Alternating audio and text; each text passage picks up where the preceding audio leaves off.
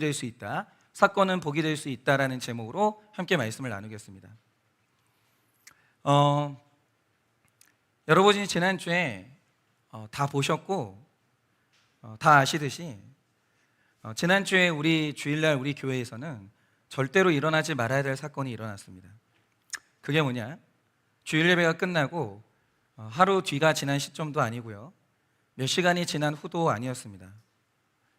예배가 끝나고 불과 몇 분 뒤에 우리 교회 목사님과 우리 교회에서 사역했던 전도사님이 성도님들과 청년들과 심지어 유초등부 아이들이 다 있는 시간에 교회 앞마당에서 멱살을 잡고 싸우는 일이 발생했습니다. 이 광경을 성도님들이 다 보셨습니다. 그런데 여기에서 제가 마음이 무너지는 건 이런 겁니다. 저희 교회의 마당은 오픈된 공간이에요. 그래서 만약에 불신자가 그곳을 지나가다가 교회라는 곳 마당에서 사람들이 멱살을 잡고 싸우는 광경을 봤다면 그 사람은 예수를 믿을 수 있을까? 교회를 어떻게 생각할까? 아마 누군가 그 광경을 봤다면 그 사람은 일평생 예수를 믿지 않을 겁니다. 그리고 만약에 우리 교회에서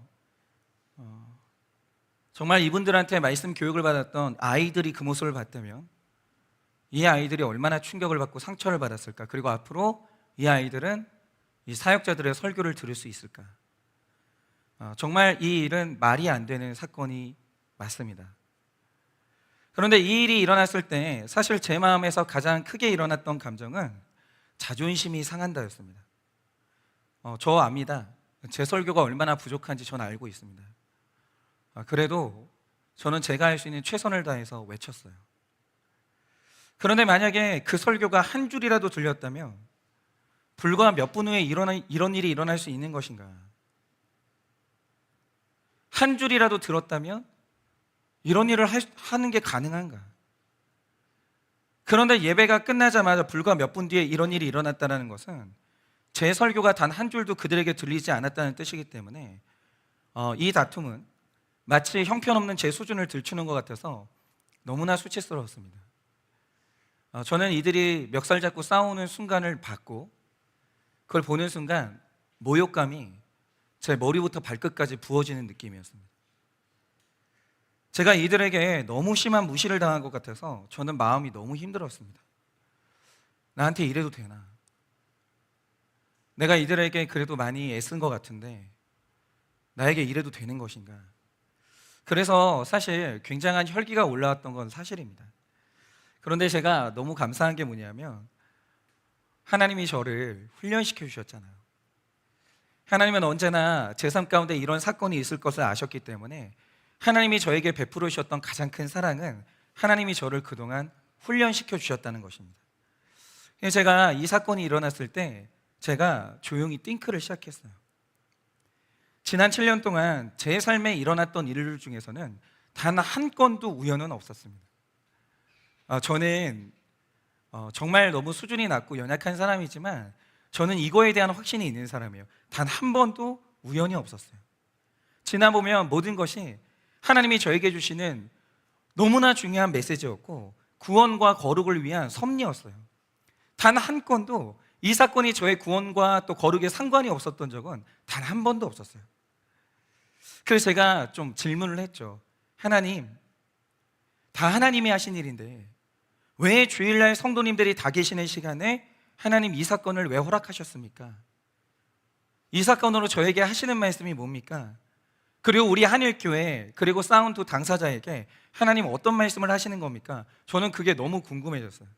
그래서 제가 좀 월요일이 되자마자 저의 너무나 혈기가 차올랐던 마음을 가라앉히고 하나님이 뭐라고 하시는지 큐티와 기도를 통해서 제가 듣기 시작했습니다. 그런데 저는 하나님에 대해서 제가 지금은 정말 100% 가지는 신뢰가 있어요. 그게 뭐냐면 제가 아는 하나님, 제가 경험한 하나님은 늘 하나님을 경외하고 하나님의 응답을 구하는 자에게 하나님은 언제나 저에게 응답하셨어요. 단 한 번도 하나님은 침묵하신 적이 없었어요.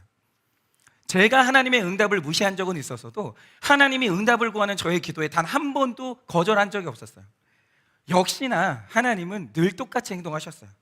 하나님이 화요일 아침부터 저에게 말씀으로 응답하셨고 기도하려고 눈을 감는 그 순간부터 하나님이 저와 소통하기 시작하셨어요. 그리고 저는 이 사건에 대한 해석을 얻을 수 있었어요. 너무 큰 감사예요. 하나님은 저를 너무 사랑하세요. 하나님은 사건을 주시고 해석을 주시는 거예요. 그 해석이 뭐냐? 일단 이런 겁니다. 여러분, 교회가 뭐예요? 교회란 음부의 권세가 이기지 못할 권세를 가진 유일한 기관이 교회예요. 여러분, 그런데 주님의 교회에 이런 사건이 생길 때마다 만약 이 사건이 비극으로 끝난다면 그 교회는 문을 닫아야 합니다.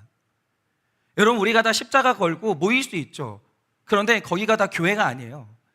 언제나 그것이 교회인지 사람의 모임인지 분별할 수 있는 명확한 기준이 있어요. 그게 뭐냐? 사건은 일어날 것인데 그 사건이 교회를 삼키는가 아니면 교회의 권세가 그 사건을 삼키는가, 이걸 보면 되는 거예요. 진짜 교회는 절대로 사건이 우리를 삼키지 못해요. 교회가 사건을 삼키고 사건은 우리의 복이 되는 거예요. 교회는 그러한 능력을 가졌어요. 지난 7년 동안 우리는 이거보다 훨씬 더 힘든 사건도 말씀으로 해석하면서 마침내 구원의 사건이 되는 것을 우리는 봤습니다. 교회는 권세가 있어요. 교회는 사건이 비극으로 끝나지 않아요. 사건이 복으로 끝나요. 그래서 제가 늘 계속 이제 이번 주 내내 하나님하고 이런 소통을 했어요. 그런데 제가 가장 기대했던 건 이번 주 목요일이었어요. 왜냐하면 저는 이제 목요일에 주일 말씀을 이제 보는데 작성하는데 저는 이제 목요일이 될 때까지 주일날 주시는 말씀이 뭔지는 그날 뚜껑을 열어보거든요. 너무 기대가 되는 거예요. 하나님 무슨 말씀을 나에게 하실까? 그래서 주일 설교를 위해서 이제 말씀을 딱 폈는데 아브라함이 저에게 너무 크게 외치는 거예요. 사건은 복이 될 수 있어. 사건은 복이 될 수 있는 거야. 나보다 먼저 이 길을 걷던 아브라함이 이걸 너무 크게 외쳐주는 거예요. 너무 고마운 거예요. 그래서 오늘은 어떻게 우리의 사건이 복이 될 수 있는지, 저는 이 지난주에 우리의 사건을 말씀으로 해석하면서 우리 모두의 인생의 사건을 이 말씀으로 해석하면서 어떻게 하면 우리의 사건은 복이 되는 것인지 제가 함께 나누려고 합니다. 자, 그래서 우리의 사건이 복이 되려면 첫째로 끝까지 섬김의 삶을 살아야 합니다. 16절입니다. 그 사람들이 거기서 일어나서 소돔으로 향하고 아브라함은 그들을 전송하러 함께 나가니라 라고 하십니다. 여러분 잘 보세요. 오늘 말씀을 보면 그 사람들이 거기서 일어났다라고 하고 있어요. 그런데 거기가 어디입니까? 바로 아브라함이 그 뜨거운 시간에 초라한 나그네들을 대접했던 그 장막이에요. 그런데 오늘 예수님과 천사들이 그 장막에서 일어났다라는 거예요. 그럼 이 말 뜻이 뭐냐? 아브라함 고생 지금 끝날 수 있다, 그 뜻이에요. 아브라함이 이 뜨거운 시간에 얼마나 고생했어요. 예고도 없이 찾아왔던 이 초라한 사람들 때문에 아브라함이 정말 고생을 했습니다. 그런데 그들이 일어나겠다라는 거예요. 그럼 이 말 뜻이 뭐냐? 헤어지면 돼요. 그러면 고생 끝나요. 그 순간으로 고생은 싹 끝나는 거예요. 그런데 여러분 잘 보세요. 예수님과 천사들이 그 장막에서 왜 일어날까요? 이유가 뭐냐면 소돔에 가려고 일어나는 거예요. 그런데 여러분 이 장면을 잘 보세요. 내 하루 중에 가장 뜨거운 시간에 내가 먹이고 마시게 해야 될 나그네들이 나타난 것은 아브라함에게 일어난 너무 귀찮고 고통스러운 사건이에요. 나 하나 잘 살기도 나 하나 버티기도 뜨거운 그 힘든 뜨거운 시간에 내가 섬겨야 될 시간 사람들이 나타난 거예요. 사건이죠. 그런데 이게 끝이냐? 이날 예수님과 천사들의 일정이 어땠냐면요, 정오 때에는 아브라함을 방문했다가 날이 저무는 그 시간에 소돔 땅에 도착을 하게 됩니다. 그리고 이튿날 동틀 무렵에 소돔과 고모라는 완벽하게 초토화 됩니다. 그런데 문제는 이거예요. 거기 지금 누가 살아요? 거기에 지금 아브라함의 조카 롯이 살아요. 또 비극적인 사건이 또 일어날 예정이에요. 그런데 이 사건으로 범벅이 되는 이 순간에 어떤 일이 일어나냐? 자, 잘 보세요. 정말 성경은 이거 하나하나가 다 지나칠 수 없는데, 자, 천사들이 처음 나타나서 아브라함을 만났어요. 그때도 말이 없어요. 그리고 식사를 합니다. 섬김의 처음에도 말이 없었어요. 섬김의 중간에 함께 식사를 막 하고 있는데 역시나 그때도 아무 말이 없어요. 그런데 이들이 식사를 끝냈습니다. 아브라함을 떠나려고 해요. 여기서 헤어지면 아브라함은 드디어 해방되는 거예요. 오늘의 고생이 끝나는 거예요. 근데 이상한 게 있어요. 아브라함이 그 뜨거운 날에 자기가 이들과 함께 걸을 수 있는 그 마지막 순간까지 마지막까지 이들을 배웅해요. 마지막까지. 끝내지를 않아요. 끝까지 가요. 섬김의 끝까지 가요. 그런데 중요한 사실이 뭐냐? 이 섬김의 처음에도 말이 없었어요. 섬김의 중간에도 말이 없었어요. 그런데 섬김의 마지막 끝에서 드디어 예수님이 입을 여세요. 무슨 말씀을 하시냐? 17절을 보면 내가 하려는 것을 아브라함에게 숨기겠느냐? 라고 하면서 소돔 땅을 멸망할 것을 미리 말씀하시면서 하나님께서 비밀의 문을 여세요. 근데 그 시간이 절묘하죠. 섬김의 처음에도 말을 안 해요. 섬김의 중간에도 말을 안 해요. 언제 하나님의 입술이 열리냐? 섬김의 끝자락. 그가 끝까지 섬겨내려고 할 때, 그가 할 수 있는 마지막 순간까지 함께 배웅하는 그 시간에 갑자기 하나님의 입이 열리고 비밀의 문이 열려요. 그런데 이 말을 듣자 아브라함이 나를 배신하고 떠난 조카 롯을 위해 중보 기도를 또 시작해요. 또 섬기기 시작해요. 그러자 어떤 일이 일어나냐? 100% 멸망해야 되는 소돔의 사건이 롯이 구원받는 구원의 사건으로 돌변해요. 아브라함이 끝까지 섬기자. 만약에 처음에 아브라함이 거절했으면 이 일은 일어나지 않아요. 아브라함이 중간까지 섬기고 만약에 그들을 그냥 보냈으면 역시나 이 계시는 받지 못했을 거예요. 아브라함이 섬김을 자신이 할 수 있는 끝까지 가자 그 끝자락에서 사람이 구원받는 메시지가 나오는 거예요. 사건이 복으로 전환됩니다. 섬김의 끝자락에서. 여러분, 초라한 예수님을 섬기는 이 섬김이 이래서 놀라운 거예요. 이것은 그래서 능력인 거예요. 만약 아브라함의 섬김이 끝까지 가는 게 아니라 먹는 데서 그쳤다면 이 사건은 비극으로 끝났을 거예요. 그런데 아브라함이 내 힘으로 함께 갈 수 있는 그 마지막 순간까지 배웅하면서 섬기니까 이 섬김의 끝자락에서 사건은 복으로 전환되는 거예요. 여러분, 제가 앞에서 말씀드린 것처럼 교회 앞마당에서 사역자들이 이런 일을 벌였을 때 저는 그 광경을 봤습니다. 보는데 믿을 수가 없었어요. 순간 몇 초 동안 아무것도 못했습니다. 얼마나 배신감이 느껴지고 그 순간 얼마나 실망이 되고 기가 막혔는지, 그 순간 사실은 뭐가 폭발하는 느낌이 아니라 제 안에서 이제 뭔가 싹 마르는 느낌이었어요. 제 인내심이 마르더라고요. 내가 언제까지 이걸 봐야 되나? 내가 그렇게까지 이들을 섬겼는데 나한테 이렇게 해도 되는 건가? 내가 여기에서 이들에게 뭔가를 베풀어 줄 수 있는 뭐가 남아있나? 이게 허탈함과 함께 제 안에서 어떤 인내심이 바닥나는 것을 느꼈어요. 그리고 이제 더 이상 이들과 함께 걷고 싶지 않다. 이제 이 여정을 그만 끝내고 싶다. 이런 생각을 했던 게 사실이에요.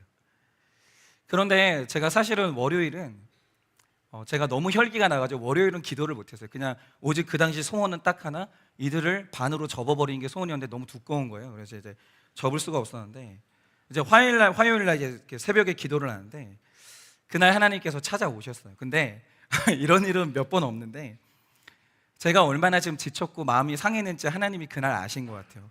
정말 부드럽게 저를 만나주셨어요. 그리고 하나님이 저에게 주신 깨달음이 있었는데, 하나님이 저에게 늘 그러시죠. 하나님은 저에게 답을 주시는 분이 아니세요. 하나님이 저에게 질문을 주시는 거예요. 내가 두 사람을 너무 사랑해서 너에게 맡겼는데 지금 너의 섬김은 어디쯤인 것 같냐? 너의 섬김은 시작이냐, 중간이냐, 끝자락이냐? 너는 이들과 함께 이 뜨거운 사막의 길을 네가 할 수 있는 마지막 끝까지 걸으며 이들을 섬기고 있는 중이냐? 질문을 주셨어요. 그래서 제가 생각을 해봤습니다. 내가 정말 이들을 끝까지 섬기는 중이었나? 나의 섬김은 어디쯤 와 있나? 그런데 생각해보니까 저의 섬김이 시작은 지난 것 같아요. 내가 과연 끝까지 이들을 섬겼나? 그게 아닌 걸 너무 쉽게 알 수 있었어요. 왜냐? 여러분, 저는 여러분이 잘 목소리가 커서 모르시겠지만 저는 벗어나지 못하는 저의 고통이 열등감이에요. 저는 늘 작은 나이의 의식에 시달려요. 그래서 내가 누구를 가르친다? 내가 누구를 훈계한다는 사실이 저는 너무 두려워요. 그래서 저는 늘 그걸 피하고 싶은 게 제 소원이에요. 왜 그러냐면, 그리고 그걸 하기가 가장 힘든 대상들이 저랑 같이 신학을 공부한 교역자들입니다. 왜냐? 제가 만약에 누군가를 가르치고 있으면 자꾸 귀에서 뭔가 소리가 들려요. 그게 뭐냐? 네가 뭔데? 너 아무것도 없잖아. 네가 뭔데? 네가 뭘 이뤘는데? 네가 뭔데 나를 가르쳐? 작은 교회 목사한테 내가 들을 게 있을까? 나는 큰 교회 목사님, 뭔가를 이룬 목사님들한테 배우고 싶지 너 같은 작은 교회 목사한테 배우고 싶지 않아. 말하지 마. 이런 말들이 들려요. 그러면서 제가 뭔가를 가르치려고 하면 내가 이들에게 무시당하지 않을까?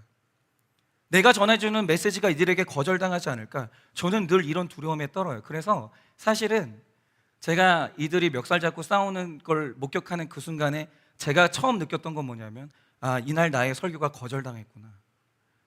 나의 설교는 무시당했구나. 이걸 느꼈어요. 그래서 우리 교역자들한테 부족한 점이 눈에 보여도 저 자신을 보호하기 위해서 저는 저 자신이 거절당하는 게 너무 무서워서 훈계를 피해왔고 그저 사랑 많고 이해심이 많은 목사가 되는 것을 선택을 했어요. 그런데 하나님이 그날 저에게 말씀해 주시는 거예요. 너는 이들을 훈계할 만큼 이들을 사랑하지 않아. 너의 사역은 끝까지 오지 못했어. 너 도망가면 안 돼.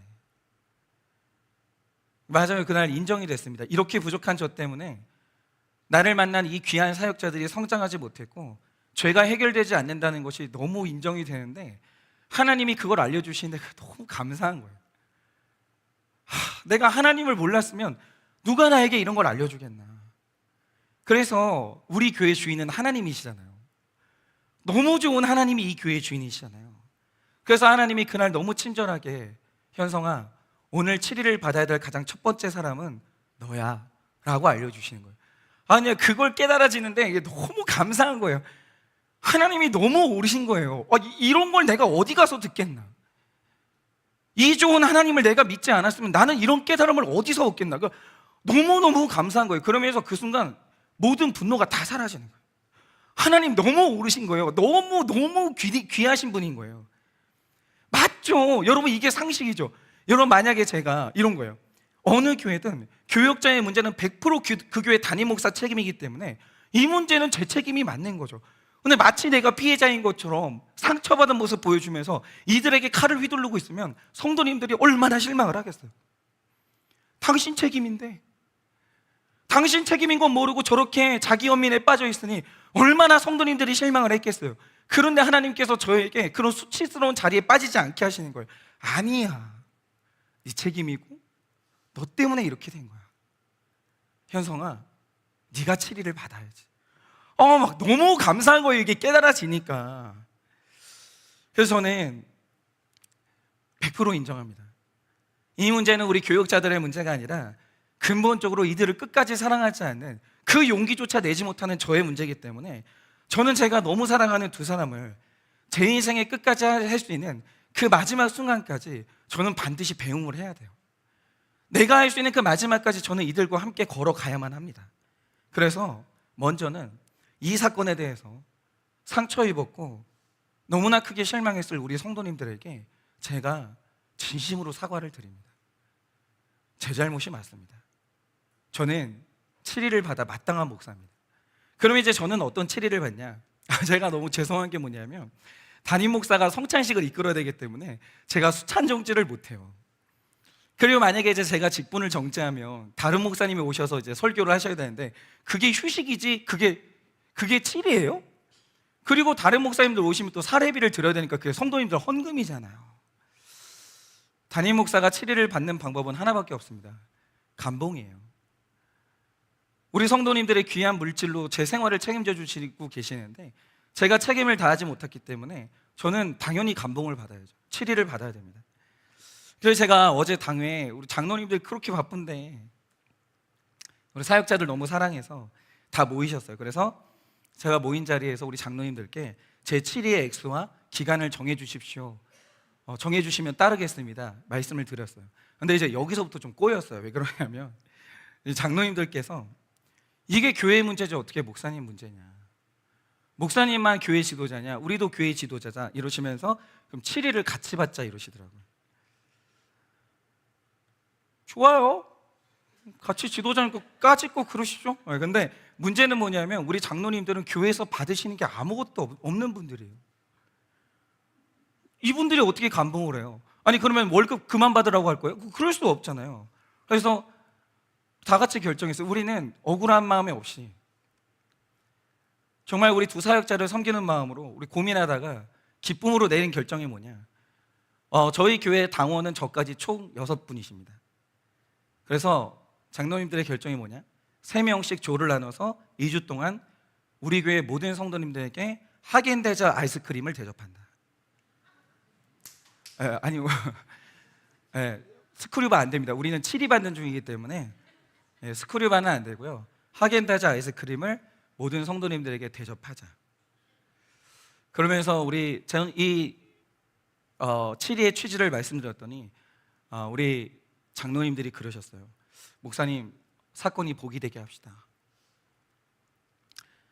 그래서 이제 저는 이제 외롭지 않습니다. 그러니까 이런 뜨거운 길을 저랑 같이 걸어가 주시는 이 장로님들이 계시기 때문에 제가 이제 외롭지 않습니다. 그래서 다음 주부터 하겐다즈 아이스크림을 쏘겠습니다. 2주에 걸쳐서. 근데 그 녹차 맛이 좋으세요? 딸기 맛이 좋으세요? 초코 맛이 좋으세요? 뭐 어쨌든 제가 이 일을 겪으면서 제가 하나 감사한 게 있는데, 저는 늘 우리 교회가 대형 교회가 되게 해달라고 했는데 지금처럼 우리 교회가 작은 게 기뻤던 적이 없었어요. 이거를 다 살려면 이게 얼마냐, 이게 얼마냐, 하나님 이날을 위해서 우리 교회가 아직 이 정도 성장인 게 너무 감사하다 이거죠. 그래서 이 사건이 우리 모두의 복이 되고자 합니다. 그리고 저는 우리 사역자들을 더 사랑하는 용기로 나아가고자 합니다. 여러분, 우리가 끝까지 포기하지 않고 섬기면 죽어야 하는 롯이 살아나는 복이 되는 거예요. 저는 그걸 믿습니다. 하나님이 한 주 동안 저에게 그렇게 말씀하셨고 이 말씀으로 해석을 해주셨기 때문에 저는 가고자 합니다. 우리 성도님들 용서해 주시고 용납해 주시고 저와 같이 이 길을 걸어주셔서 우리 교역자들이, 그리고 정말 우리 삶 가운데서 일어나는 모든 사건이 롯이 구원받는 복이 되기를 함께 걸어주시기를 부탁드립니다. 적용 질문 드립니다. 섬김을 포기하고 싶은 사람이 있습니까? 섬김을 포기하고 싶은 사람이 있습니까? 왜 섬김을 포기하려고 하십니까? 왜 섬김을 포기하려고 하십니까? 끝까지 배웅나가 섬기는 적용은 무엇이겠습니까? 끝까지 배웅을 나가 섬기는 적용은 무엇이겠습니까? 둘째로, 사건이 복이 되려면 하나님과 친해져야 합니다. 17절입니다. 여호와께서 이르시되 내가 하려는 것을 아브라함에게 숨기겠느냐 라고 하십니다. 여러분, 저는 오늘 말씀에서 이 부분이 제일 사실 와닿았었는데요. 여러분, 아브라함이 초라한 나그네들을요 인생의 가장 뜨거운 시간에 만났습니다. 그리고 끝자락까지 섬겼어요. 그런데 놀랍게도 그 섬김의 현장에는 예수님이 계셨다라는 거죠. 이게 대단한 의미를 내포하고 있는데 그게 뭐냐, 한번 생각을 해보세요. 아브라함이 부지 중에 예수님이 있는 줄을 모르고 초라한 나그네를 섬겼어요. 그런데 그 중에 한 분이 예수님이었어요. 그러면 이 말 뜻이 뭐냐, 아브라함이 그들을 섬긴 이유는 윤리가 아니에요. 종교가 아닙니다. 인종 중독 때문도 아니었어요. 아브라함이 초라한 나그네를 섬겼는데 그 안에 예수님이 있었다는 말의 의미는 뭐냐면 그가 예수님을 사랑함으로 예수님이 이것을 기뻐하기 때문에 아브라함이 그렇게 섬겼다라는 거예요. 그러니까 지금의 아브라함은요 사람에게 더 이상 집착하는 사람이 아니에요. 사람에게 더 이상 매달리는 그런 수준 낮은 사람이 아니에요. 여러분, 우리가 지금 보고 있는 이 아브라함은요 그 어떤 사람보다 인격이신 하나님하고 친밀해진 거예요. 예수 때문에, 하나님 때문에 그들을 섬겼다라는 거죠. 이제 아브라함은 완전히 수준의 차원이 달라진 거예요. 그러니 오늘 육체로 오신 예수님이 아브라함에게 대접을 받으신 거예요. 왜냐, 아브라함이 이제는 하나님을 사랑했거든요. 육체인 자식을 사랑한 게 아니에요. 남편을 사랑한 게 아니에요. 아내를 사랑한 게 아니에요. 그가 드디어 그렇게 기다리고 계시는 예수님과 친밀해지고 예수님을 사랑하게 된 거예요. 그러자 놀라운 일이 생기는데 그게 뭡니까? 아브라함이 요청도 안 했어요. 구한 적도 없는데 갑자기 예수님이 입을 열어서 하신 말씀이 뭡니까? 내가 하려는 것을 아브라함에게 숨기겠느냐? 바로 이거예요. 사랑하는 관계의 정의가 뭐냐? 비밀이 없다는 거예요. 비밀이 없으면 너나 나는 하나가 아니에요. 너와 내가 친밀해졌다라는 것의 척도가 뭐냐? 어디까지 비밀이 없냐? 그거예요. 그런데 이제 아브라함과 하나님 사이에는 비밀이 없어요. 왜냐? 아브라함이 드디어 하나님을 사랑하게 됐기 때문이에요. 그래서 아브라함은 롯을 중보기도 할 수 있었고, 그래서 아브라함의 중보기도를 받은 롯은 구원받을 수 있었던 거죠. 여러분, 혈과 육이 아닙니다. 사람은 우리를 구원하지 못해요. 사람은 사랑의 대상이 많아요. 맞아요. 섬김의 대상도 맞아요. 그러나 우리의 최종적으로 우리가 매달리고 우리가 사랑해야 될 분은 하나님밖에 없는 거예요. 그게 우리 최종 목적인 거예요. 얼마나 헷갈리는 게 많아요. 사람이 나를 유혹하고 뭔가가 우리를 유혹해요. 그러나 마지막에 우리가 가야 될 최종 목적지는 뭐냐? 내 주 하나님과 친밀해지고 그를 사랑하는 거예요. 그런데 이게 어려우니까 우리가 오늘도 어려움을 겪고 있는 거죠. 제가 이번 싸움의 당사자 중에 한 명이죠. 김대영 목사님에 대해서 이야기를 좀 해보려고 합니다. 김대영 목사님의 아버지는 입지전적인 인물이세요. 너무나 가난한 가정에서 태어나신 김대영 목사님의 아버지는 사실 학교를 다 마치지 못하셨어요. 일찍 학업을 중단하고 한 대기업의 말단으로 입사를 하셨어요. 그러나 그곳에서 쉬지 않고 끝없이 밤에 공부하시면서 인생을 아예 그 회사에 바치는 헌신을 통해서 계속 위로 올라가셨고, 결국에는 우리나라 재계 서열 3위 안에 드는 대기업에서 임원 자리까지 올라가신 정말 입지전적인 인물이에요. 그런데 우리 김대영 목사님은 그런 아버지를 보고 자란 덕분에 많은 혜택을 받았죠. 몸을 봐도 알죠. 두꺼우니까. 많은 혜택을 받았는데 심지어 하나님께 은혜를 받아 목회자의 길을 걷는 복도 누리게 됐어요. 그런데 이 김대영 목사님 안에 있는 한 가지 쓴뿌리가 뭐냐?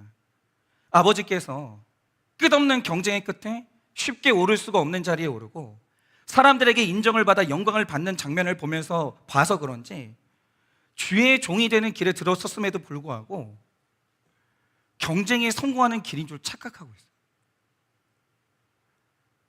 아직도 경쟁이 나에게 영광을 가져온다고 너무나 심각한 인본주의에 빠져 있어요. 이거는 하나님하고 아무 상관이 없어요.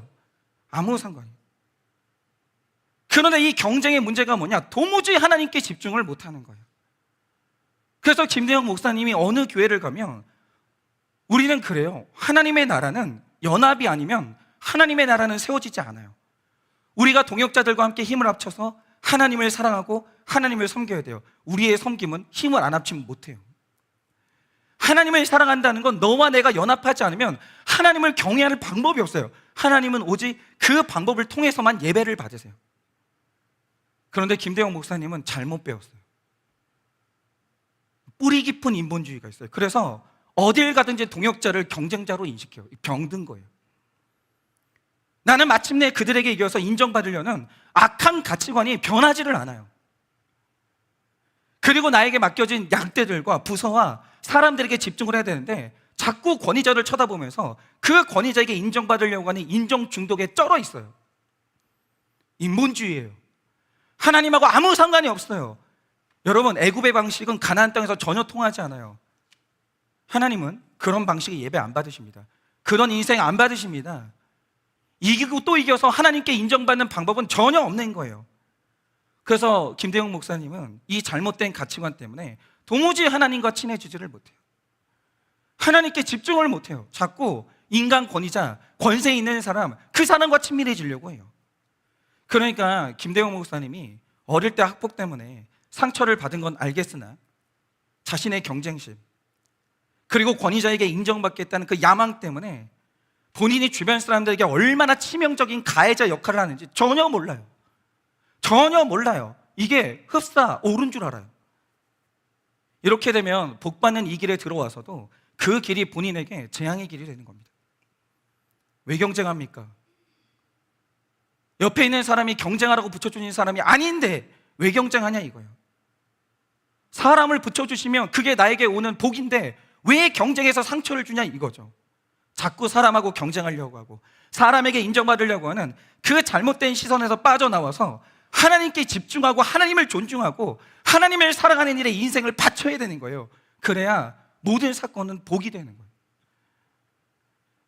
그대로는 안 됩니다. 그대로는 안 됩니다. 이렇게 되면 우리 김대영 목사님 옆에는 아무도 남지 않아요. 권위자에게 인정받으려고 다른 사람들을 쳐내는 그걸 사람들이 모르겠냐 이거예요. 그런 사람 곁에는 아무도 남지 않는 거예요. 그래서 저는 처방을 드리려고 합니다. 본인은 모르겠지만 김대영 목사님이 주변 사역자들을 얼마나 자극하고 괴롭히는지를 알아야 돼요. 동역자가 아니에요. 김대영 목사는 적이에요. 왜 자꾸 경쟁자로 나타납니까? 얼마나 사람들을 자극하고 괴롭게 하는지 본인이 알아야 돼요. 본인은 피해자가 아닙니다. 본인은 가해자예요. 그래서 우리 한지환 전사님이 같이 사역하는 동안 얼마나 큰 상처를 받았는지 몰라요. 한지환 전사님은 우리 교회가 첫 교회였어요. 동역자라는 사람이 나타나서 내가 너를 제압하겠다고, 저는 작은 교회에서는 사역해 본 적이 없어요, 이런 말이 나는 거예요. 그게 동역입니까? 그게 사랑입니까? 그런 말에 위축되는 동역자는 얼마나 가슴이 아프겠어요. 내가 잘못된 건가? 내가 지금 교회를 사랑해서 작은 교회를 섬기겠다고 왔는데 내 선택은 잘못된 선택인가? 하나님은 참지 않으십니다. 하나님은 그 인생을 받으실 수가 없는 거예요. 자꾸 자기 연민에 빠져서 인생에서 한 번 있었던 그 사건을 전체를 덮는 거예요. 본인은 한 번 그 일을 당했지만 본인은 인생 전체를 통해서 너무 많은 사람들을 가해하고 있어요. 그러므로 자기의 혈기를 연민으로 정당화하지 말고 자신이 그 누구보다 끔찍한 가해자라는 것을 빨리 인정하고 회개해야 돼요. 그러니 오늘 처방을 드립니다. 오늘 예배가 끝나고 미취학부 부서는 비워주세요. 두 사람이 그 안에 들어가서 우리 김대영 목사님은 한지환 전사님을 모시고 들어가서 그 앞에 무릎 꿇고 사과하십시오. 무릎 꿇으세요. 김대영 목사님은 그 정도 죄를 지었어요. 무릎 꿇으세요. 한지환 전사님을 끝도 없이 이기려고 했고 동역자를 그런 식으로 제압하려고 했던 그 폭력적인 지난 날을 진심으로 회개하고 사과해야 돼요. 그런데 이것은 사람에게 무릎 꿇는 게 아니에요. 하나님 앞에 무릎 꿇어야 돼요. 이것이 바로 하나님을 경외하는 거예요. 우리 김대영 목사님이 이걸 해낸다면 우리 김대영 목사님의 사건은 복이 될 수 있는 거예요. 우리 김대영 목사님은 저 같은 인간 목사랑 친해지면 안 돼요. 우리 김대영 목사님은 전능하시고 사랑 많으신 그 하나님과 친밀해져야 돼요. 그러려면 무릎을 꿇어야 돼요. 자신의 그 폭력적인 성향, 끝도 없이 경쟁해서 이겨보겠다는 그 야망이 무릎을 꿇어야 돼요. 그게 하나님을 경외하는 것이고 그것이 바로 하나님을 사랑하는 것입니다. 그리고 3개월 감봉입니다. 고통받아야 할 것입니다. 교회에 치명적인 상처를 입혔기 때문에 고통받아야 합니다. 3개월 동안 감봉이고요. 연말까지 날마다 하루도 빠짐없이 목장 단톡방에 그날 큐티를 올리세요. 단 하루도 걸으면 안 됩니다. 이건 처벌이 아니고요. 날마다 큐티하면서 제발 하나님하고 친밀해지세요. 제발. 그러면 목사님이 오늘 저질렀던 멸망의 사건이 반드시 복이 될 것입니다. 저는 우리 목사님이 훌륭한 목회자가 될 걸 믿어요. 하나님이 그렇게 만드실 것입니다. 오늘 이 사건은 분명히 복이 될 것입니다. 그리고 여러분도 그렇게, 만약에 여러분이 무릎 꿇고 사과해야 되는 사건이 있다면 하나님 앞에 무릎 꿇는 심정으로 그렇게 나아가서 우리 모두가 다 하나님과 친밀해지시기를 바라봅니다. 적용 질문드립니다. 하나님과 친하십니까? 아니면 우상과 친하십니까?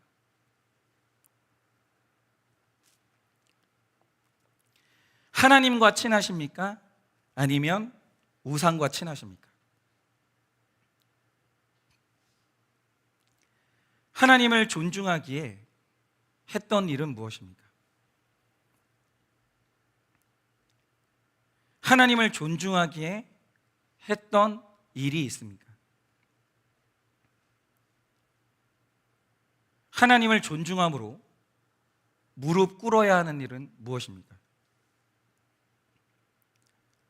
하나님을 존중함으로 무릎을 꿇어야 하는 일은 무엇입니까?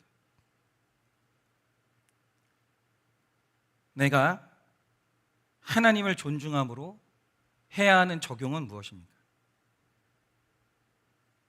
하나님을 존중함으로 해야 하는 적용은 무엇입니까?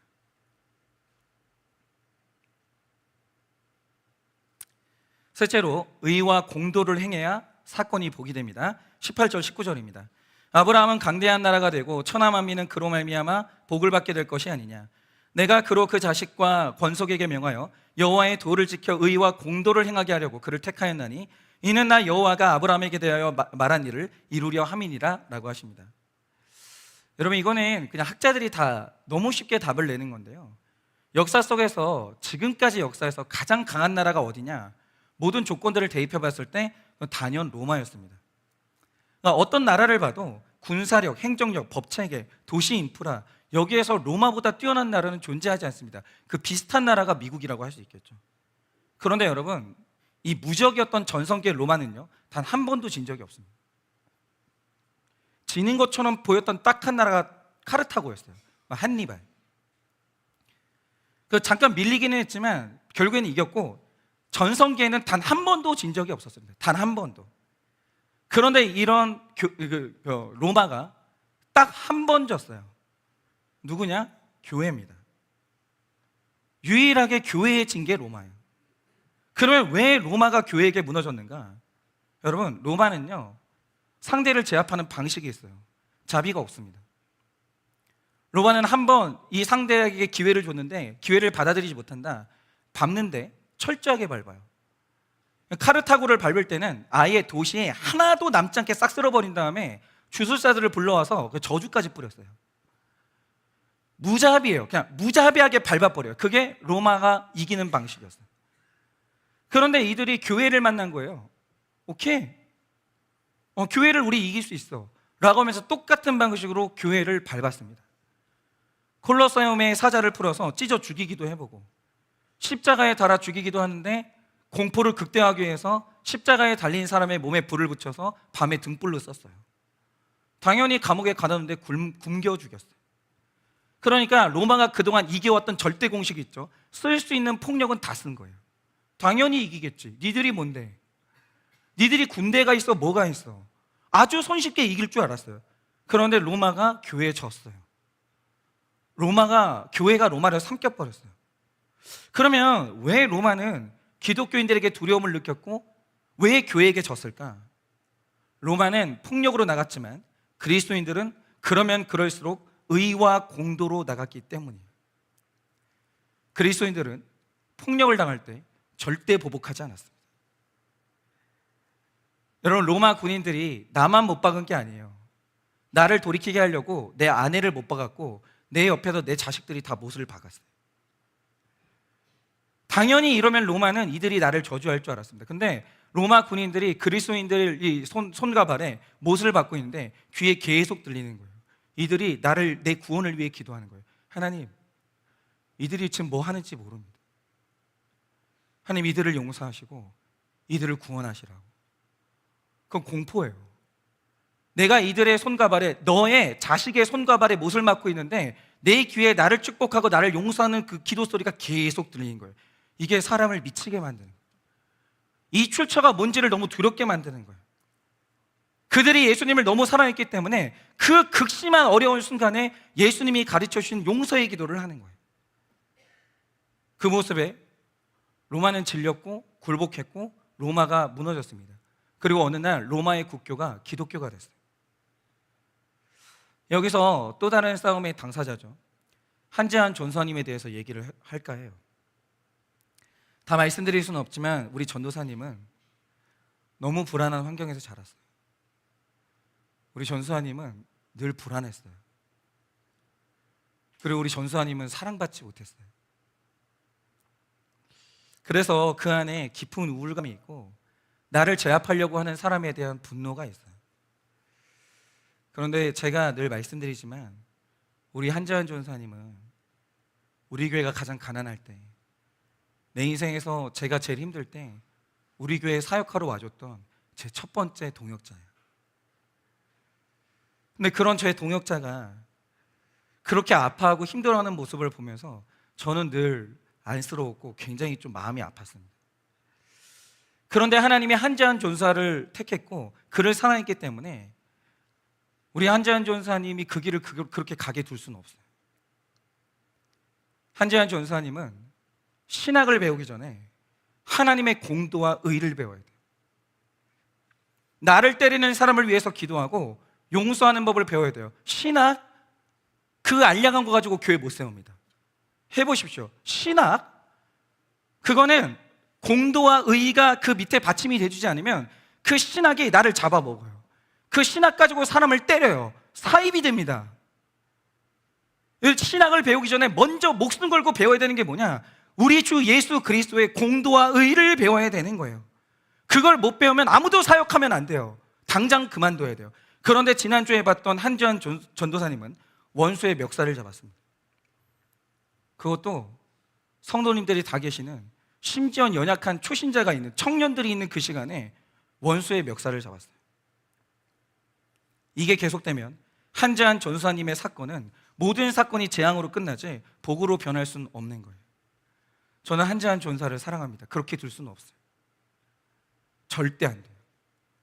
그러니 저는 처방을 주고 싶어요. 저는 이번 주 중에 하나님이 저한테 우리 한재한 전사를 사랑함으로 주신 말씀이 있었는데, 잠언서 26장 1절을 보니까 미련한 자는 절대로 영예로우면 안 돼요. 미련한 자는 절대로 영예로운 호칭으로 불리면 안 돼요. 우리 한재한 전사님의 마음이 이렇게 아프고 연약한데 공도와 의를 배우지도 못했고 행할 수도 없는데 이 상태에 나에게 어울리지도 않는 이름으로 불리고 직분을 받으면 나도 속고 남도 속이면서 그 아픔이 더 깊어지는 거예요. 절대 안 됩니다. 공도와 의를 배워야 돼요.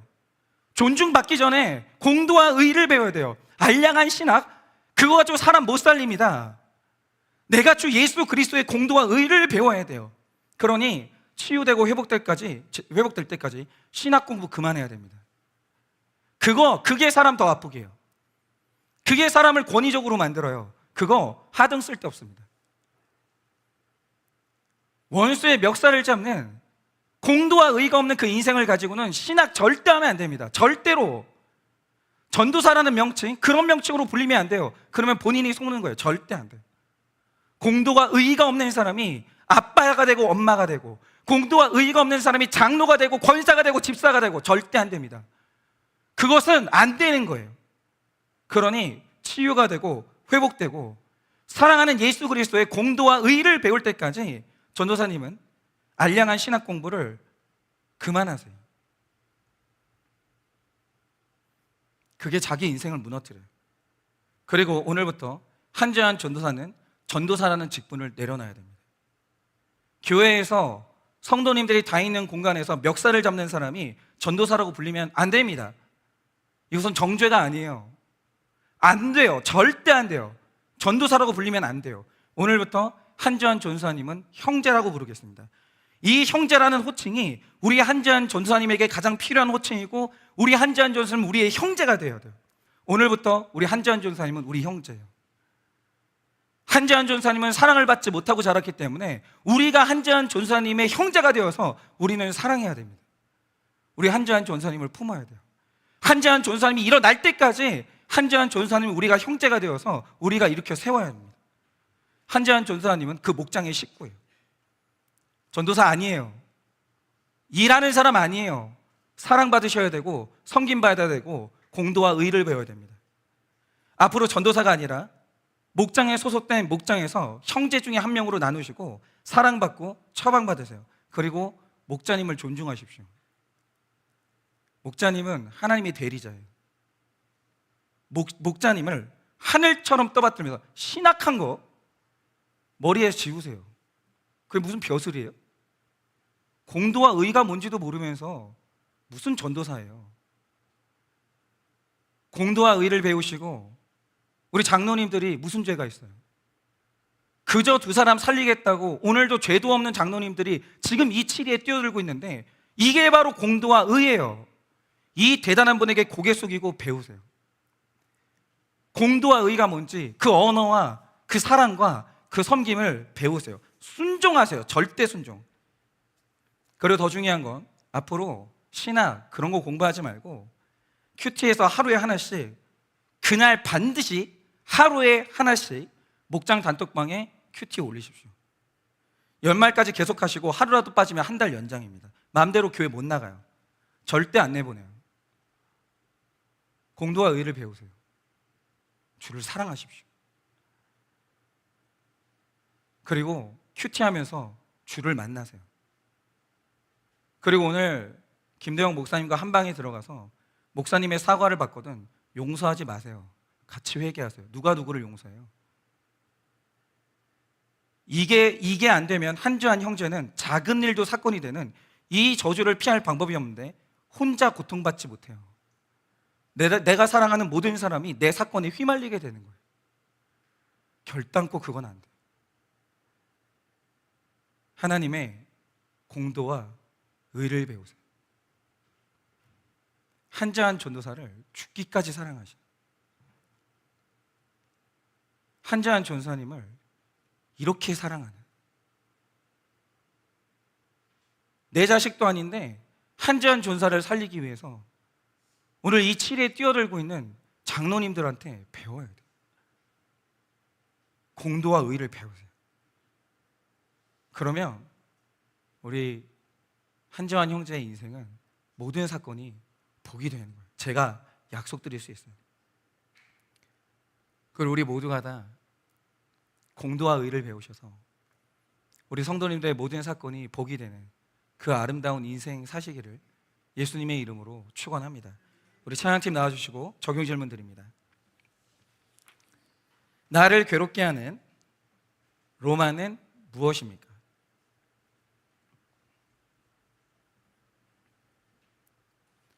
나를 괴롭게 하는 로마는 무엇입니까? 그에게 보여줘야 할 나의 공도와 의는 무엇입니까? 그에게 보여줘야 할 나의 공도와 의는 무엇입니까? 하나님의 방법대로 나아가 사건이 복이 된 것은 무엇입니까? 하나님의 방법대로 나아가 사건이 복이 된 것은 무엇입니까? 이 시간에 우리 다 같이 찬양하려고 하는데요.